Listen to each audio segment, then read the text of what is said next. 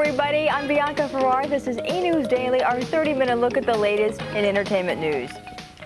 Actress Shannon Doherty surprised everyone with her marriage last week. But does this mean the Beverly Hills 90210 star is shedding her bad girl image? Amy Powell takes a look at the latest chapter in the saga of Shannon Doherty. When last we left Shannon Doherty, she was dating actor Judd Nelson after a violent breakup with her ex-fiancé. In previous well-publicized episodes, we've learned about her reckless spending habits, fistfights, and wild partying. We pick up the story with her unexpected marriage last week Friday to 19-year-old Ashley Hamilton after a 2-week relationship. Very few guests were invited to the ceremony at her Hollywood Hills home. The bride reportedly wore a silk bathrobe and no shoes. Reporter Tom Caniff covered the wedding for People magazine. According to his sources, it's a bizarre union. She said to him, come live at my house. He has a beautiful house overlooking the San Fernando Valley, high up in the hills off Mulholland. You know, come ride my Harley. He's a big motorcycle fanatic. And come spend my money. She makes, you know, $25,000 a week on 90210. And, you know, Ashley, who just turned 19 today, and as his friend said, has no money really, was like, hey, great, okay, sure, why not, you know? Doherty's reputed bratty behavior on and off the 90210 set inspired an I Hate Brenda book and even a recording referring to her character on the show. The bad publicity doesn't seem to be hurting her career. I don't think people would say, oh, I find her morally repulsive, you know, I'm not going to watch that show. I think, if anything, they tune in even more eagerly. But can this marriage last? Oh, not even a year. Not even a year. From Los Angeles, I'm Amy Powell for E! News Daily. Actor Wesley Snipes has been slapped with a $2,700 fine and 2 years probation. He pled no contest Thursday in Los Angeles to a misdemeanor weapons charge.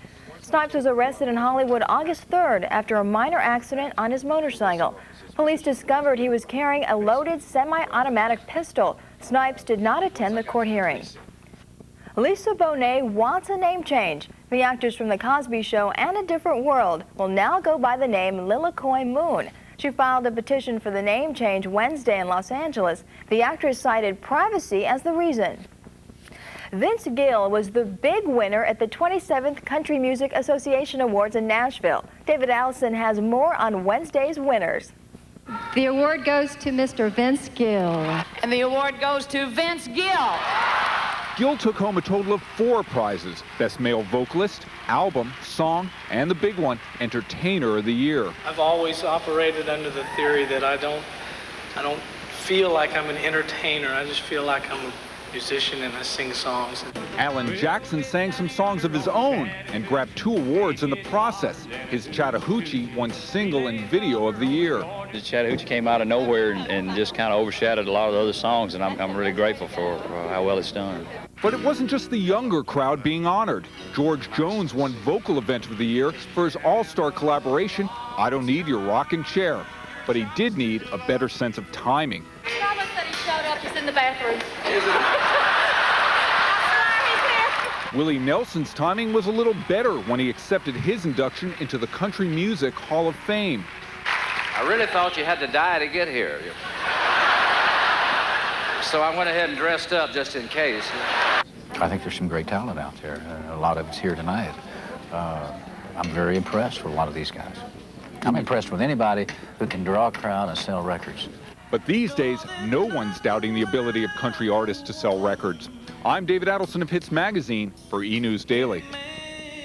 For more on this year's awards, tune in to E's half-hour CMA Highlights special airing this weekend.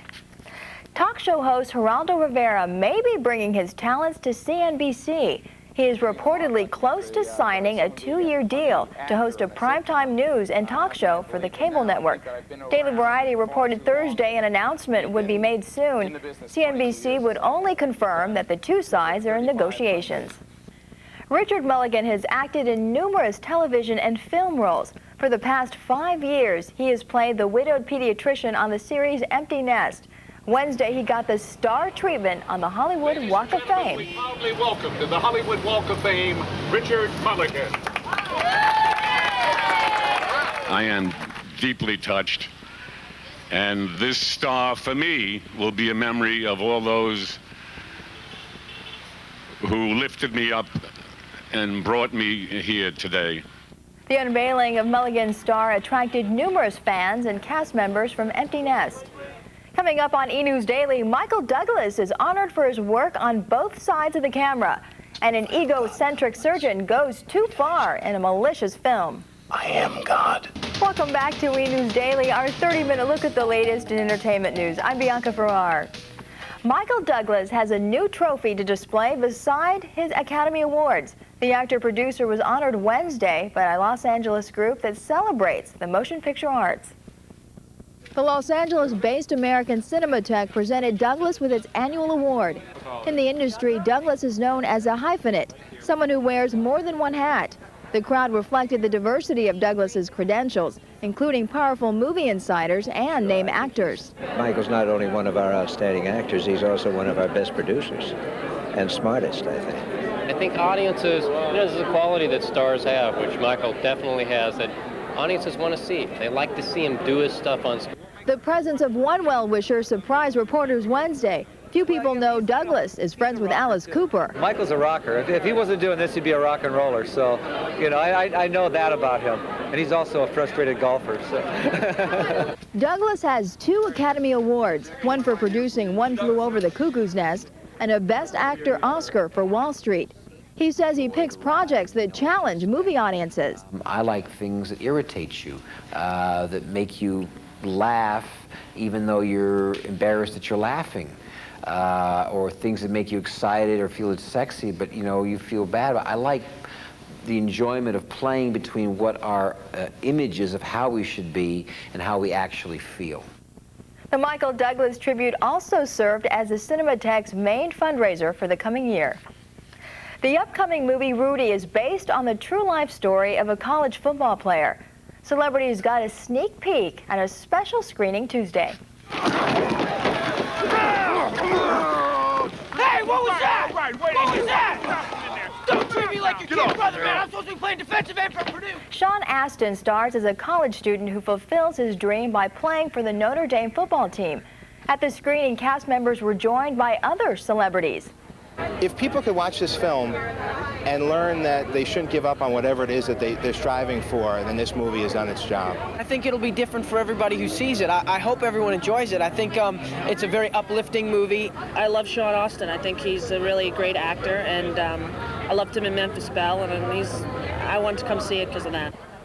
Rudy opens in 2 weeks. Wednesday's premiere of Malice attracted the film's cast and others looking for a scare. The medical thriller stars Alec Baldwin and Nicole Kidman. I'm a big fan of both Alec Baldwin and Nicole Kidman. I think they're great. Yeah, the trailer really is I just think brilliant. I think it's a very interesting idea, some wacky doctor. I definitely can, get into that. This is a really different character for me, which is why I wanted to do it. But I can't say too much about it because we have to be mysterious about it, because otherwise I'll give the plot away. This isn't like, long hands reaching through windows and grabbing your hair or anything like that. It's more like the person sitting next to you that you think you're very familiar with actually is somebody that's quite deranged. Pullman plays Kidman's husband in the film. Along with Alec Baldwin, they form a strange love triangle. Baldwin's role in Malice is that of an evil surgeon.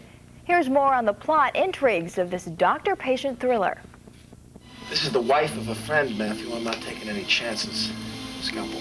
You could be taking out a viable ovary. It's necrotic.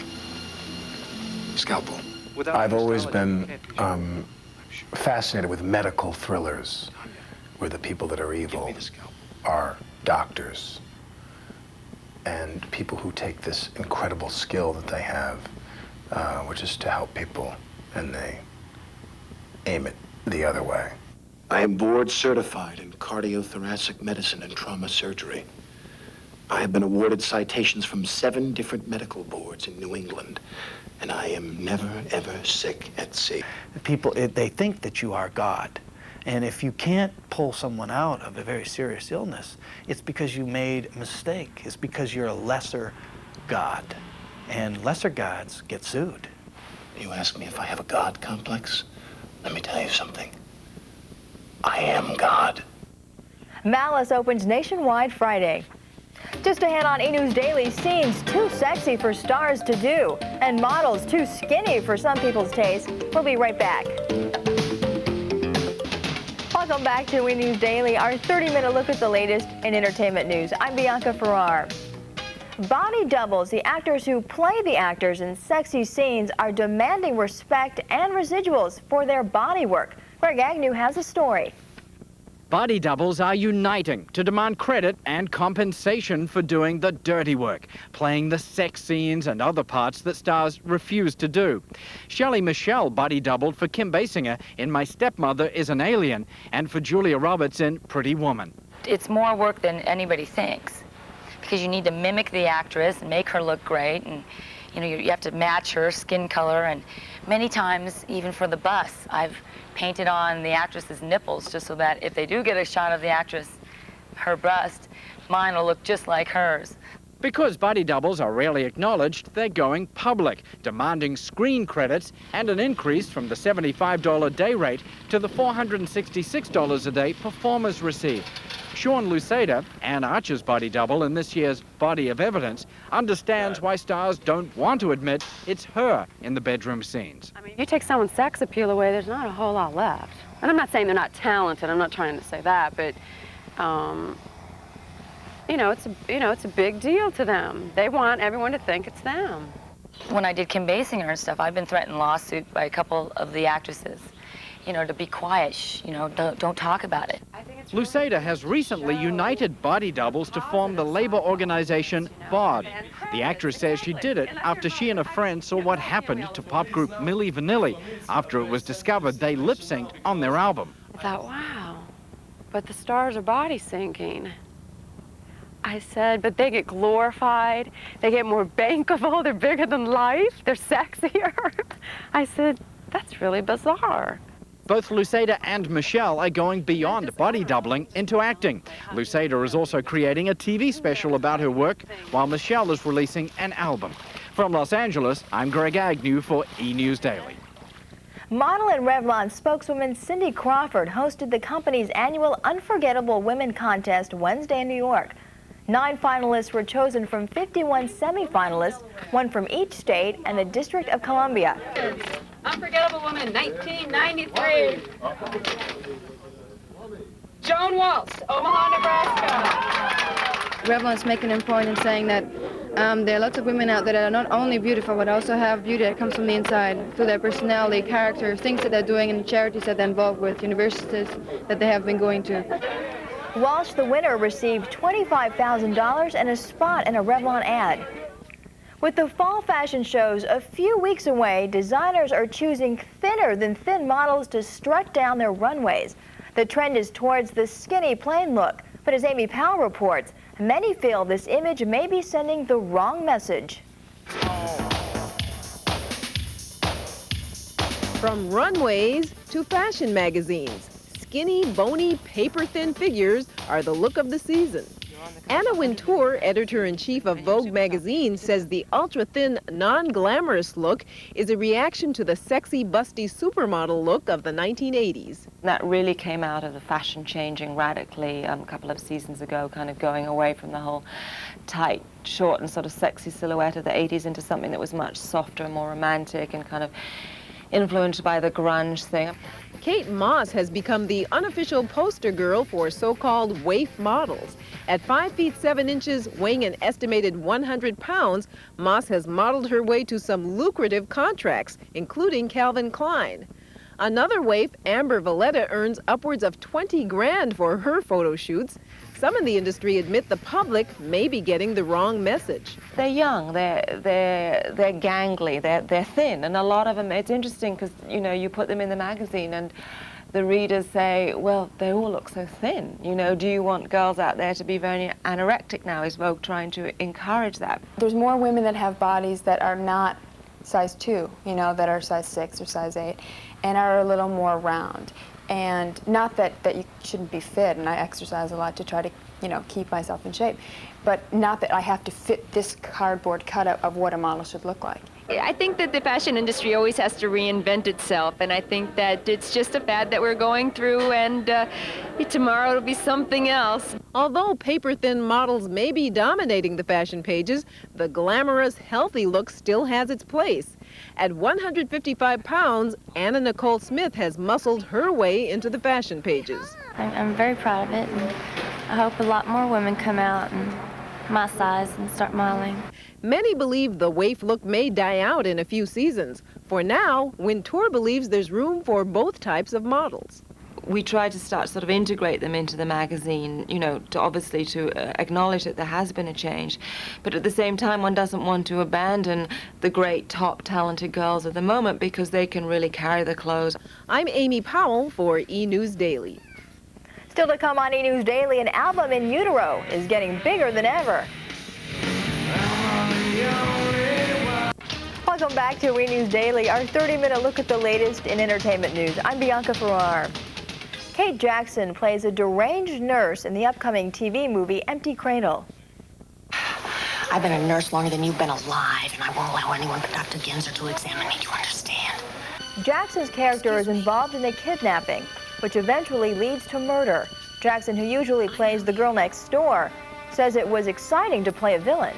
I played a character who is really an insane person, and I used green contact lenses, which got me into character every morning and sort of changed my face a little bit, and I could scare her. She was frightening. It was scary. Rita was there. She's gone now. She's not here, but she was a whole real little character that happened.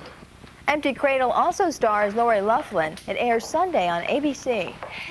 And finally, Nirvana broke onto the scene with 1991's Nevermind, selling more than 9 million copies worldwide. Hits Magazine's David Adelson has a story on the controversy expected to fuel sales of their new album In Utero. As expected, Nirvana's In Utero debuted at #1 on the album chart, and as usual, controversy followed. Last week, E! reported both the Walmart and Kmart chains would not stock the album because of what they deemed objectionable artwork. This week, a Geffen Records executive told Music News that the retail giants have also objected to the song Rape Me, which the band performed on NBC's Saturday Night Live last week. Nirvana leader Kurt Cobain said, "If you want to say something, it has to be direct and obvious. That's why I wrote an anti-rape song called Rape Me. It's not poking fun at rape." Now let's look at the top 5 selling albums in the country this week. At #5, it's Blind Melon's Blind Melon. They're on their way to selling 1.5 million records. At #4, it's Billy Joel's River of Dreams, holding strong in the top 5.